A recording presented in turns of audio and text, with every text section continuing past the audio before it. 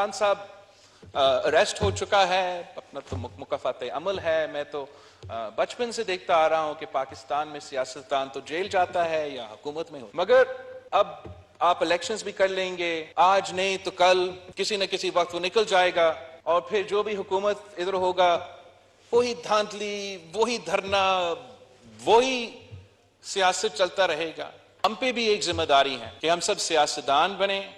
सियासत को और जमहूरियत को मजबूत करने की कोशिश करें। सदर ज़रदारी को और मियाँ नवाज शरीफ को अपील किया कि मियाँ साहब को और ज़रदारी साहब को ऐसे फैसले लेना चाहिए जिससे मेरे लिए और मरियम शरीफ साहिबा के लिए आगे जाके सियासत आसान हो, मुश्किल ना हो। जिस तरीके से हम चल रहे हैं, ऐसे लगता है कि हमारे बड़ों ने फैसला किया है कि जो 30 साल आप लोगों ने सियासत भुगता है, वैसे ही आप चाहते हो कि आगे जाके 30 साल हम सियासत करें। हमारा ये रवायती सियासत से तंग आ चुके हैं। ये सियासत देखते देखते वो अब ना हम पे भरोसा करते हैं और ना किसी और पे भरोसा करते हैं। जनाब स्पीकर, मेरा अपील है, ना मेरा मुतालबा है, ना सिर्फ मेरा जमात से मगर तमाम सियासी जमातों से, कि हम अपना रवैया और अपना सियासत करने के तरीकाकार ऐसे रखें जिससे वो जो हमारा 65% ऑफ द पॉपुलेशन 30 साल से कम उम्र के नौजवान है, उनका उम्मीद बरकरार रही। हमारा सिलेक्टेड हुकूमत का मुखालफत करते हुए एक पॉइंट पे हम सब जोर देते थे कि सारे इदारे को अपने दायरे में रह के काम करना चाहिए, और मेरा ख्याल में जो 15-16 महीना का मौका हमें मिला, इस मकसद में हम कामयाब नहीं हुए। मेरे अफसोस के साथ जनाब स्पीकर, हमें जो नजर आ रहा है कि हमारा जो ऑपोजिशन है वो कोई सबक नहीं सीख रहे और उनका सियासत का अंदाज, सियासत का तरीकाकार आज भी वही है कि या मैं खेलूंगा या मैं किसी को नहीं खेलने दूंगा। और जब आप इस किस्म का तकसीम का, नफरत का सियासत करते हो, जब आप सियासत को मुखालफत से आगे दुश्मनी तक लेके जाते हो और वो भी फिर जाती दुश्मनी पे लेके जाते हो, तो उसका नुकसान रियासत को होता है, सियासत को होता है, जमहूरियत का होता है और हम सब का होता है। अब इंशाअल्लाह ताला हम इलेक्शंस की तरफ भर रहे हैं, मगर जनाब स्पीकर, सियासी पार्टीज को कुछ सियासत भी इस तरीके से करना चाहिए जिससे हम ये जो अब सूरत हाल बना है, हमारा सियासत, हमारा कोशिश ये होना चाहिए कि अब इस सिचुएशन को हम रेकन्सिलिएशन की तरफ कैसे लेके जाएंगे, हम कैसे आखिर में ये निजाम को चलने देंगे। पाकिस्तान पीपल्स पार्टी की मौकफ ये है, पाकिस्तान पीपल्स पार्टी का राय ये है कि हमें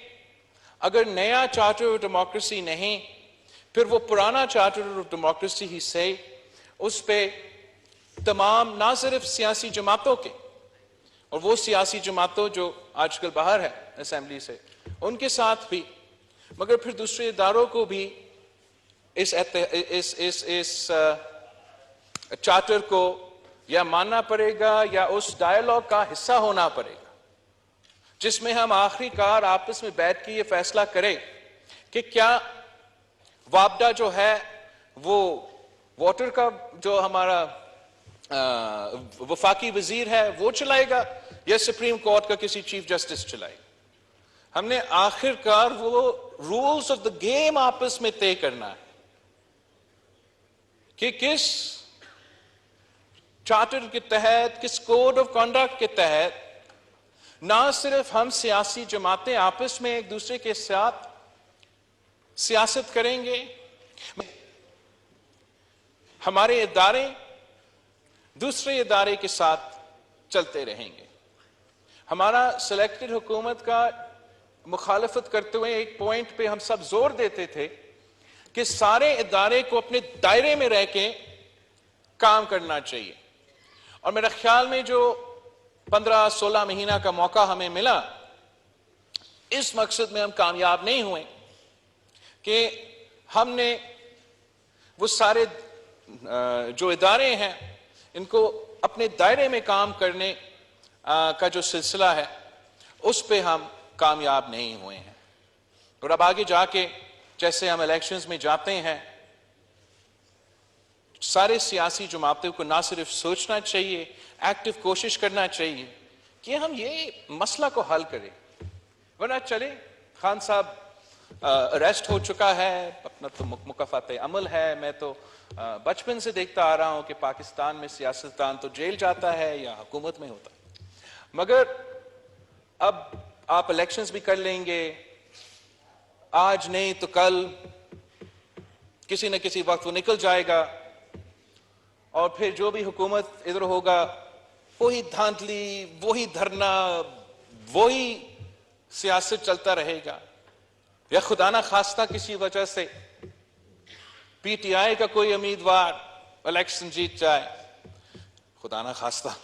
کسی وجہ سے پی ٹی آئی کا کوئی امیدوار الیکشن جیت جائے، تو پھر بھی وہی سلسلہ میں ہم لگے رہیں گے.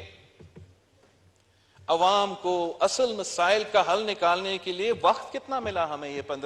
پچھلے جو 15-16 مہینے میں؟ کبھی کوئی اسلام آباد پہ لانگ مارچ تو اسلام آباد کا